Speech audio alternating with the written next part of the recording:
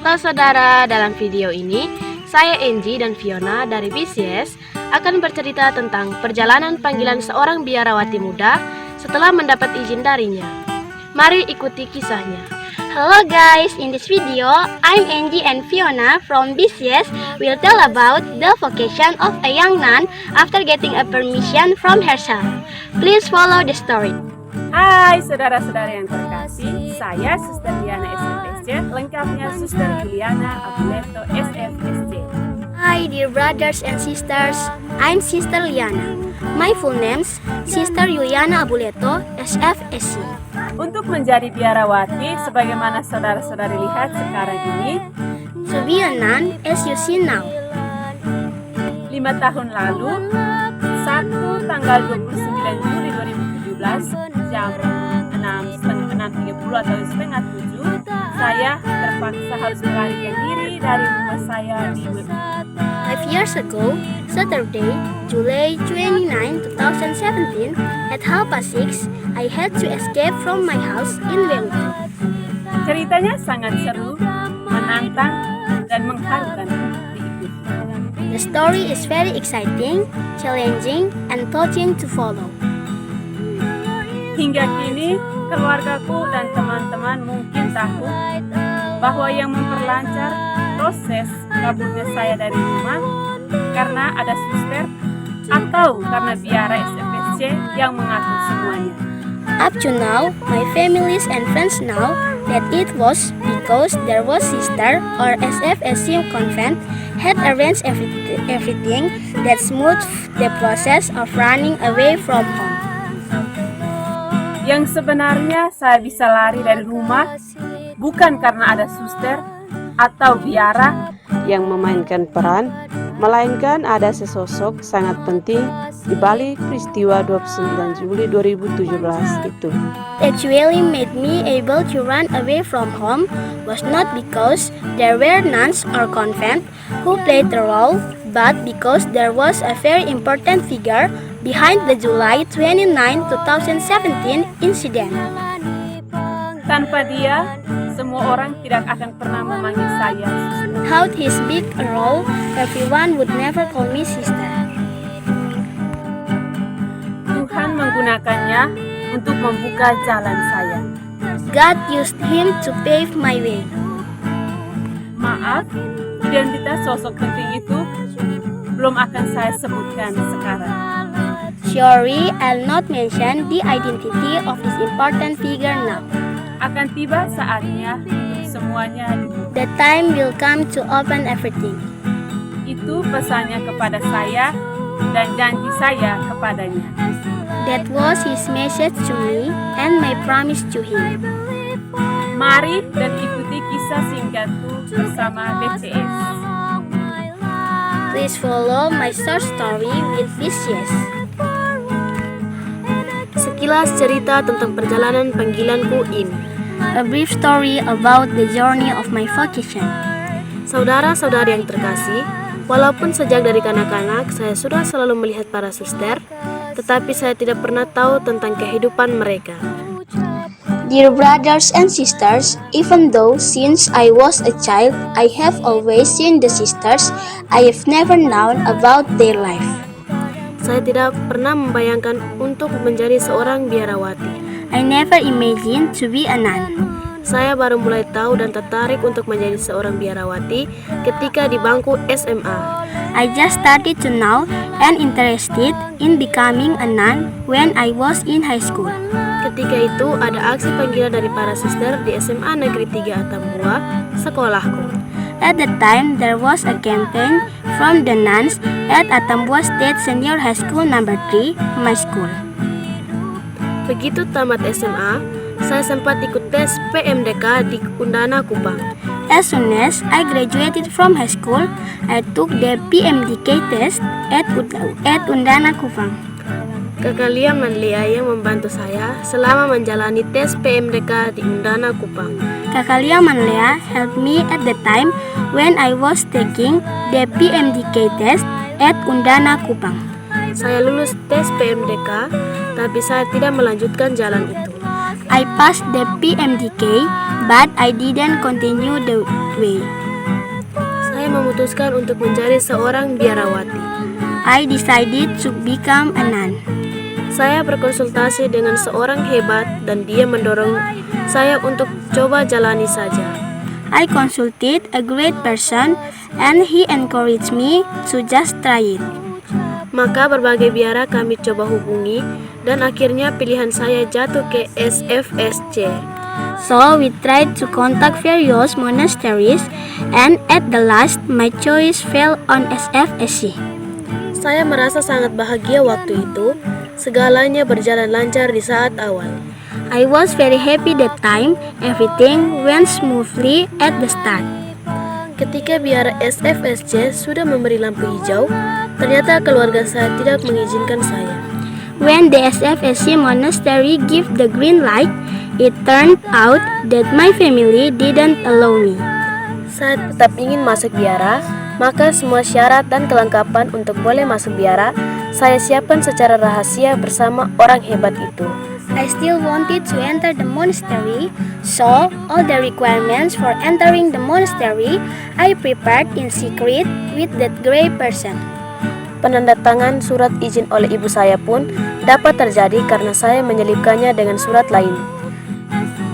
The sign of the permit by my mother was also possible because I included it with other documents. Setelah ditandatangani, surat tersebut saya serahkan ke orang hebat itu untuk disimpan. After it was signed, I handed over the letter to that great man for safekeeping. Surat keterangan dari pastor paroki pun saya sendiri yang ambil di paroki dan langsung antar ke rumah orang hebat itu. The certificate from the parish priest, I myself went and took it at the parish and immediately brought it directly to the house of the great person. Setelah semua syarat, perlengkapan, tiket, dan penginapan di Kupang fix, rencana kabur dari rumah pun dirancang. After all requirements, things, tickets, and lodging in Kupang were prepared, an escape plan was planned.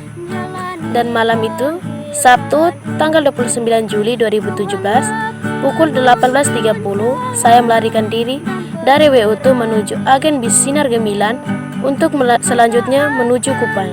At that night, Saturday, July 29, 2017, at 6:30, I escaped from WU2 to the Sinar Gemilang bus agency for the next trip to Kupang. Bagaimana cara kaburnya dan siapa yang membawa saya kabur? Sekarang belum saatnya untuk diceritakan. How to escape and who took me away, now is not the time to tell it. Malam itu, di Kupang sudah ada kakak An Fatuketi yang siap menanti dan menerima saya di kosnya. That night in Kupang, there was kakak An Fatuketi was ready to wait and receive me at her boarding house at 2 a.m. Besoknya tanggal 30 Juli jam 6.00 pagi, saya terbang ke Maumere.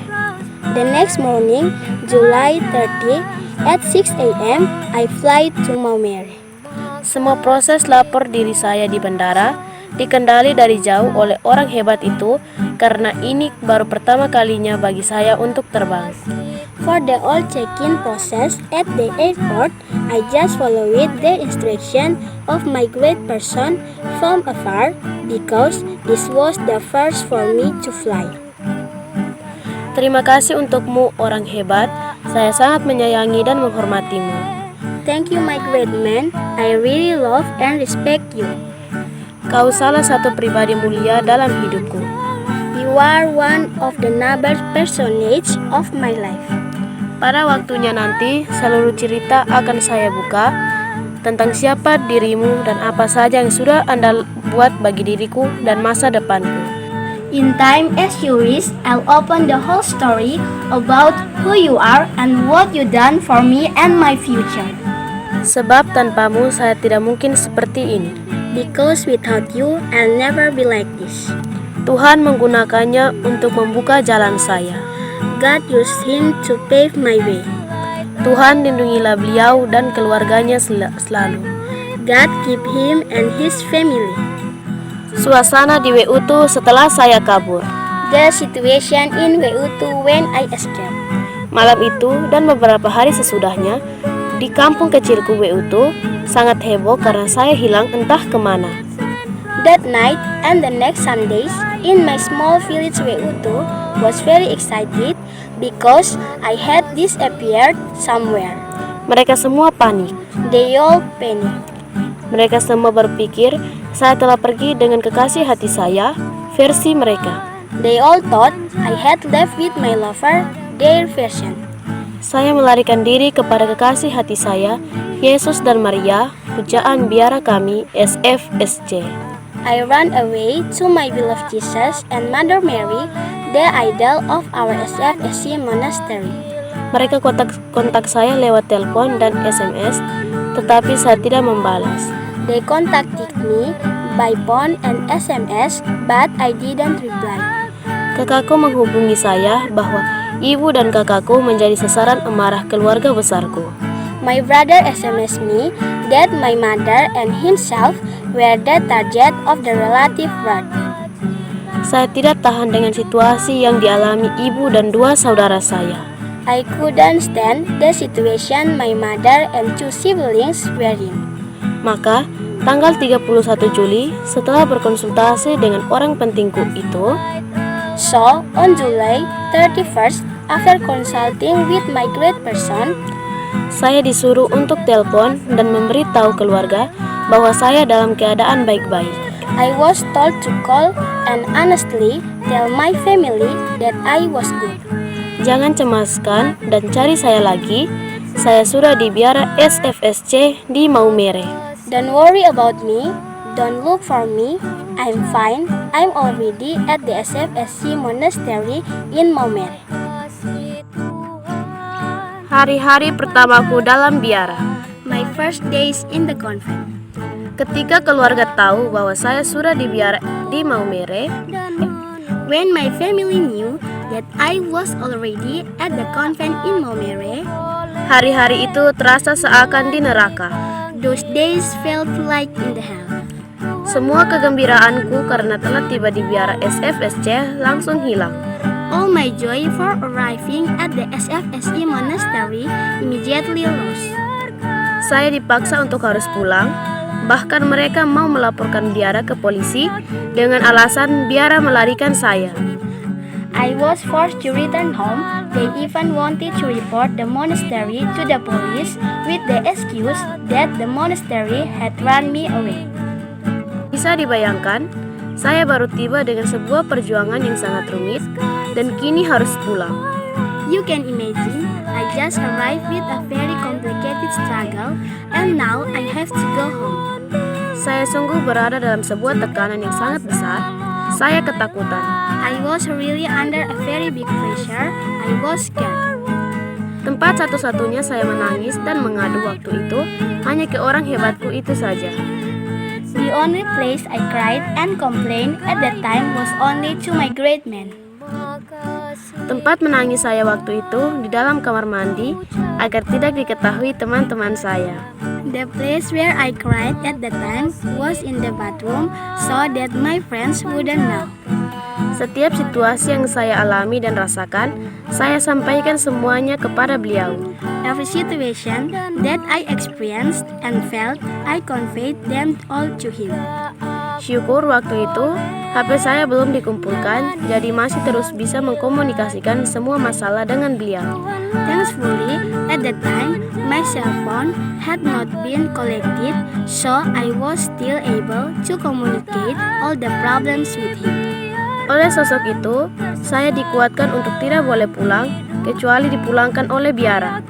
By that guy, I was strengthened not to go home unless sent home by the monastery.